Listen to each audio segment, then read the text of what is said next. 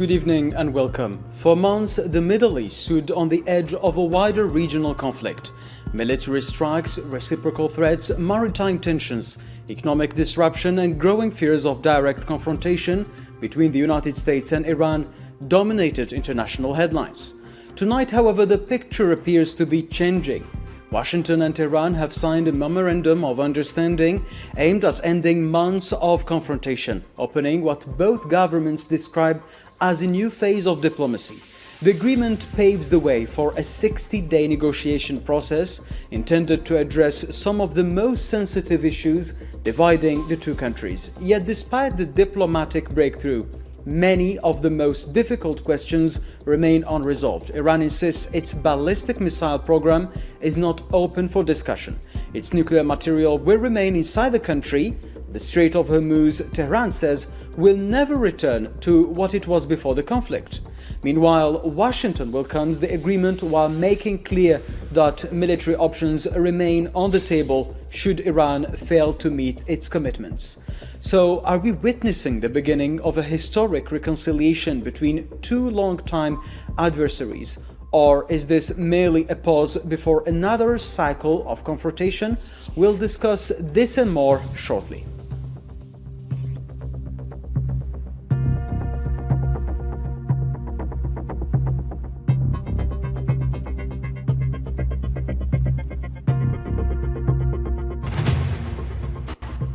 And to help me discuss these questions, I'm joined tonight by Mr. Abdelnour Toumi from Paris. He's a geopolitical analyst specializing in the Middle East and North Africa region. Thank you, Mr. Toumi, for accepting our invitation. Good evening, and thank you for having me on the program.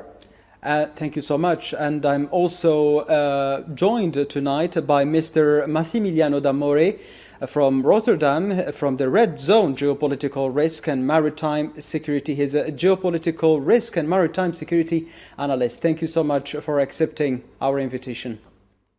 My pleasure. Thank you. I will start with you, Massimiliano. So here, after months of military confrontation, Washington and Tehran have now signed a memorandum of understanding that both sides describe as the beginning of a new chapter. So, from your perspective, what made this diplomatic breakthrough possible at this particular moment? We have the G7.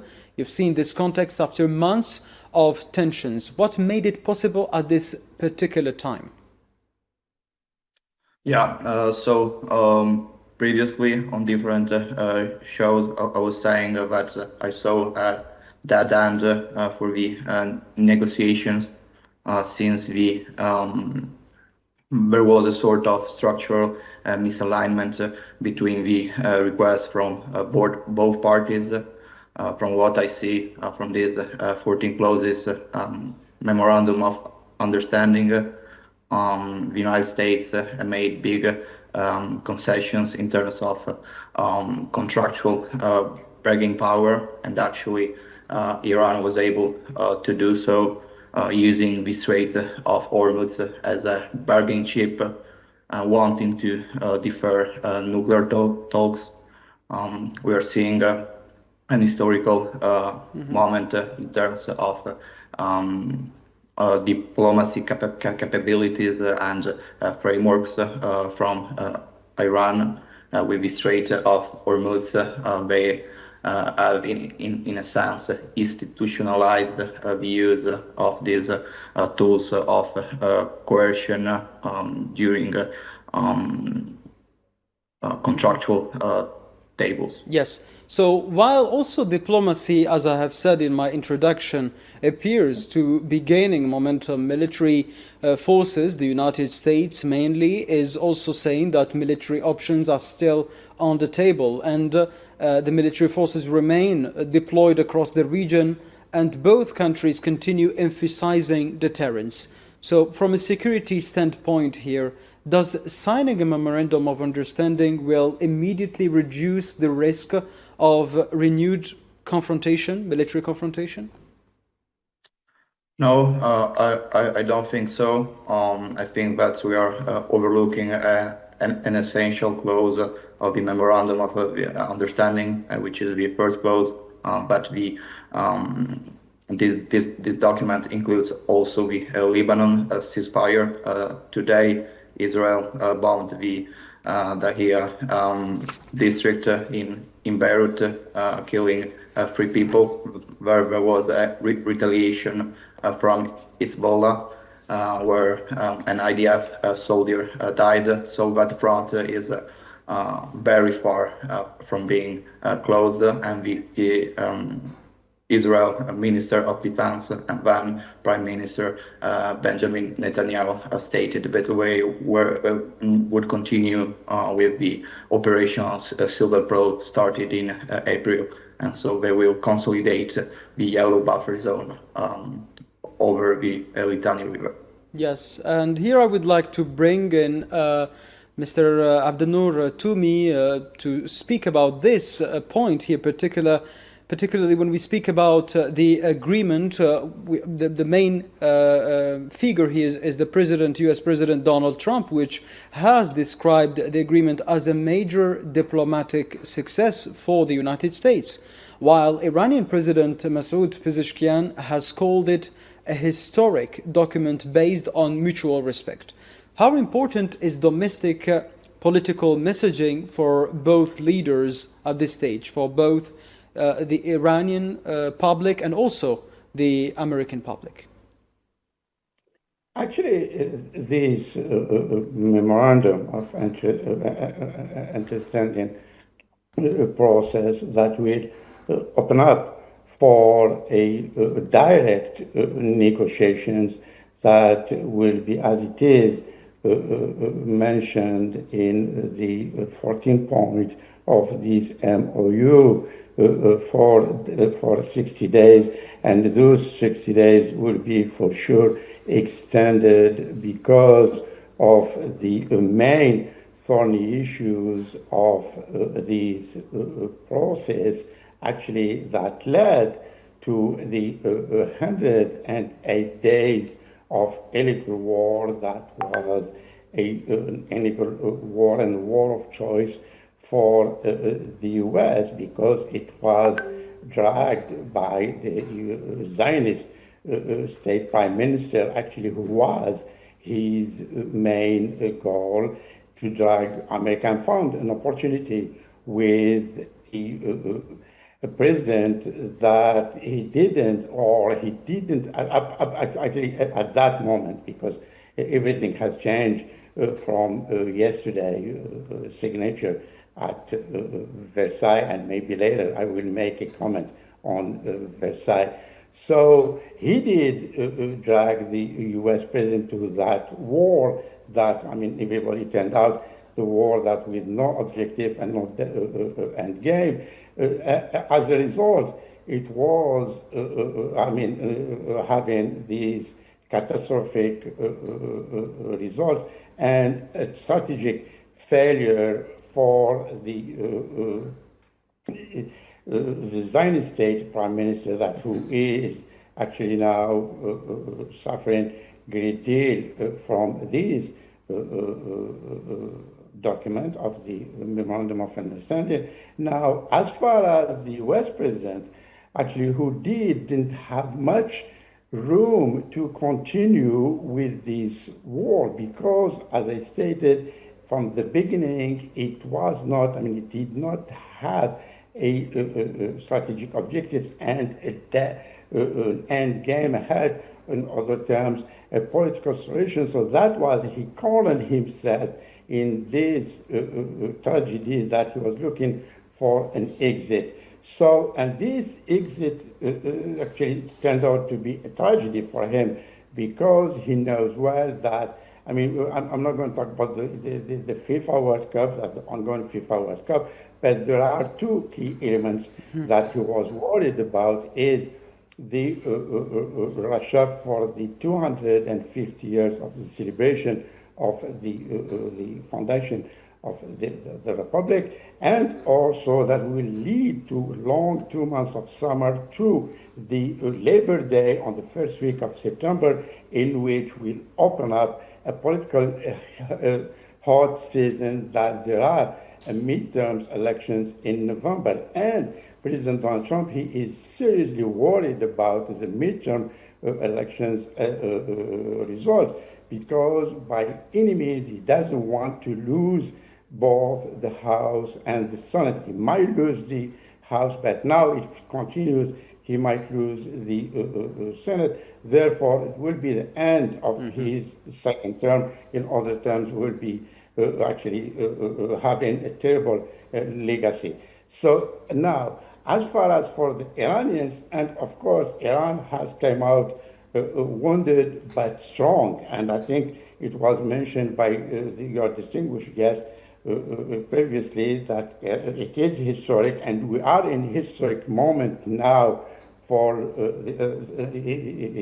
the entire region, in the Middle East and the Gulf, and therefore that is actually reshaping the security issue and the new parameters of geopolitics and geoeconomics of the region that will have direct, and we saw already, has its consequences and impacts on the global policy, and for instance, on this case, on the global oil energy policy. So now, this is again, it is a blow for the Zionist state prime minister, and by the way, who did actually trying to sell his narrative about the war for 30 years, since 1996, and he did actually succeed last February, and he tried with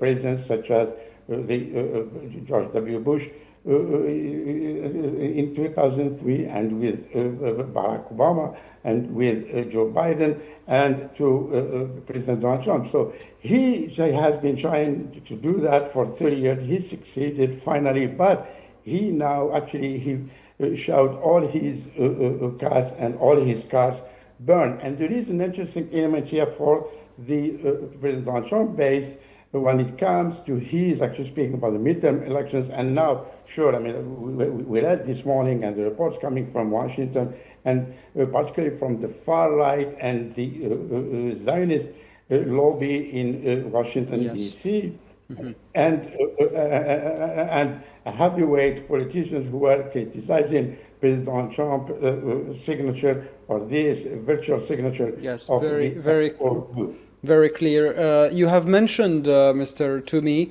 the 60-day period, negotiation period, which is very critical. Massimiliano, U.S. Vice President J.D. Vance says that the 60-day negotiation period officially starts today, suggesting that the memorandum itself is only the framework for future agreements between Iran and the United States. How challenging is this period? How challenging will these negotiations be, considering the decades of mistrust and lack of confidence between both sides, both countries? Yeah, so it's very challenging on the security standpoint. Indeed, we all know that the Strait of Hormuz is full of mines. Iran, from Clause 5, is giving its operational capabilities in order to start the process of demining in these initial 30 days. However, this process is very technical in order to find out all the potential point of contacts and to have a sort of model of all the mines inside that specific area. This process is very long and will take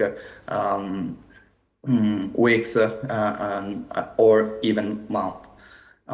Therefore, I would say that the security standpoint is the priority to this extent, and also at the end of these 60 days, we're going to understand how Iran will approach the management of the Strait of Hormuz jointly with Oman. But from my understanding, one of the outline of Iran is not to give up their sovereign right on the strait. Yes. Okay. So here, talking about the Strait of Hormuz, and I go back to you, Mr. Toumi, for this question. The Iranian negotiators, have stated something. They said that Hormuz will never be what it was before the war. What does that mean? So, what political message is Tehran trying to send through these kind of statements? It means everything for the negotiation. I mean, like we'll be starting actually tomorrow, but I think it started already. And now everybody knows about Hormuz and heard about Hormuz, that has become the lung of the global energy, and how these strait, like just, I mean, 3-4 months ago, nobody was talking about, and even in Iranians, actually strategic card wasn't a solid card. Actually, they knew it is in their hands, but they didn't know that will have such an impact and will be a wild card in their negotiation process. And speaking of Hormuz Strait now, and this is one we speak about history, about the historical moment this time. I mean, one could make a parallel about the Suez Canal debacles of the British in 1956, actually 7 years ago. And today, the Hormuz crisis and the Strait of Hormuz is actually again a strategic blow for the U.S. in the region. And this is why now the Iranians know very well how to manage this card and how they will use it in the negotiation process. Not only with actually to pressure the Americans, but also to pressure the Europeans as well, actually, who are directly concerned about the transactions coming from the strait. On one hand, on the other hand, also will shape, as I stated earlier, about the new parameters and to some extent new paradigms of geopolitics and geoeconomics in the region. And this is why even the Gulf countries, I mean, without Oman actually, who has sea borders and from the south on the strait, but other countries, particularly Saudi Arabia and Qatar and the UAE and even Kuwait, I mean, they are seriously concerned now and to review, and it is a shift in their national security issue. So this is why today the Iranians are actually having or holding a solid cards when it comes to the Hormuz Strait as a result of how they saw how did impact the global energy. And speaking of energy, actually, President Donald Trump, he was sincere. I mean, yesterday when he was signing the document in Versailles Palace, actually, and I'm trying to quote what he said. Actually, he said, oil down, stocks up. I mean, it says everything about this war. Mm-hmm. Yes. And here also speaking about the strategic importance of the Strait of Hormuz, few people might understand the strategic importance of Hormuz better than maritime security specialists. Even after the agreement, Iran says commercial vessels must continue coordinating with the Revolutionary Guard while transiting the strait. What does that tell us about Tehran's future vision for maritime security for ships and vessels, especially when speaking about energy markets, oil and gas? Mr. Damori. Yeah. First of all, speaking about markets, the markets in this period, I've not been able to factor in all these vector of risk as well as complexity into their valuation. Also speaking about the Strait of Hormuz, given this temporary phase of potential Iranian management, also after the 60 days, we're seeing a sort of delay in terms of operational accessibility to the strait Hormuz. Indeed, there are approximately 483 ships in backlog. Therefore, this indicates that the Strait of Hormuz will start to be operational at full regime, being very optimistic around July. So all these elements, the market has not been able to factor inside there. Yes, and also global energy markets have been, since the beginning of this war, watching and monitoring closely every development involving the Strait of Hormuz. How quickly do energy markets respond whenever there are signs of stability or instability? Are they going to recover quickly or not, maybe? Not in the short term? Yeah. So based on the factor that just outlined, there won't be a fast recovery. All these disruptive effects that we've seen in the last month will last in the long term. Absolutely. Yes.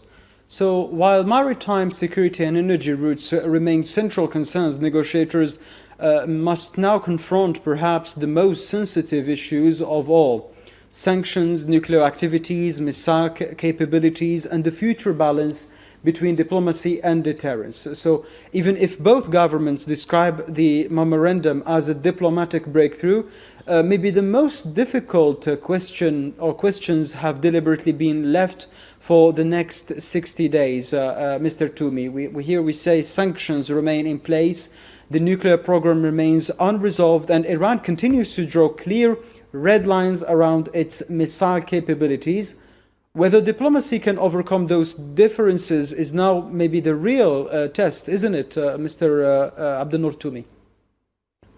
Actually, totally. It is a test actually for both parties, but it will be more complex for the US, and because they did try an indirect negotiation process, actually was last year, and just before the rush to the aggression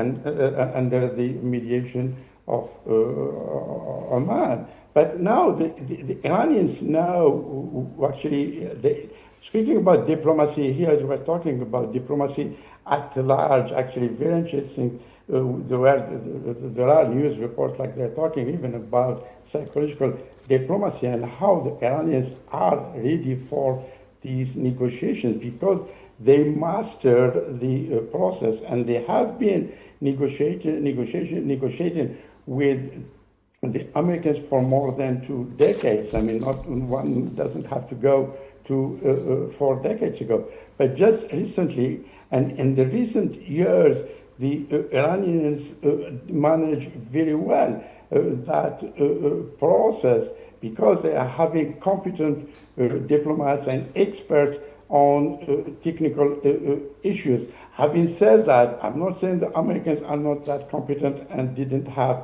experts. Actually, this process, this administration, the President Donald Trump administration with his new team, actually, particularly his chief, two negotiators, chiefs, Mr. Kushner and Witkoff, I mean, they are good in real estate, but they are not good in classic diplomacy. And again, just to give you this, actually, everybody talks about President Donald Trump, how successful as a businessman, and actually he wrote a book about the art of the deal. On the other hand, Mr. Ararji did write a book about the art of negotiation. So it's very interesting because the Iranians now, and as I stated earlier, I mean, they are wounded, but they come out strong from this war, and particularly in those negotiations and heavy negotiation under the mediation of Pakistan and Qatar and other major pivotal states in the region, such as Saudi Arabia, Egypt, and Turkey. So all these actors now, they know actually what those negotiations are heading and how they will be complicated. But the main issue will be on the nuclear program. Many thanks to you, Mr. Abdenour Toumi. You are geopolitical analyst specializing in the Middle East and North Africa, for all your insights and your contribution. And I also thank Mr. Massimiliano D'Amori from the Red Zone. He's a geopolitical risk and maritime security analyst from joining us, and for all his insights to better understand the strategic implications of this situation in the Middle East. Thank you so much for accepting our invite.